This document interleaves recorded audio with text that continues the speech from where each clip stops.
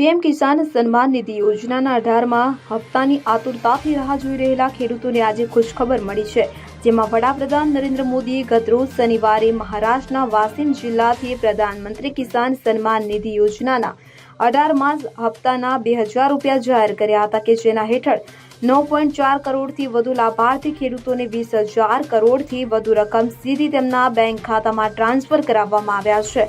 તેનાથી સમગ્ર દેશના 9.4 કરોડથી વધુ ખેડૂતોને ડાયરેક્ટ બેનિફિટ ટ્રાન્સફર એટલે કે ડીબીટીના માધ્યમથી કોઈ વચેટિયાની ભાગીદારી વિના 20,000 કરોડ રૂપિયાથી વધુનો પ્રત્યક્ષ નાણાકીય ફાયદો મળ્યો છે।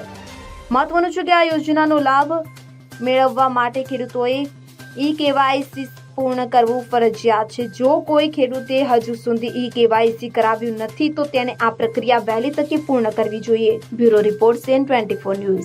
હવે જુઓ દેશ દુનિયાની તમામ ખબરો તમારી આંગળીના ટેરવે। ઉઠાવો મોબાઈલ અને Google Play Store પરથી ડાઉનલોડ કરો અમારી CN24 ન્યૂઝ મોબાઈલ એપ।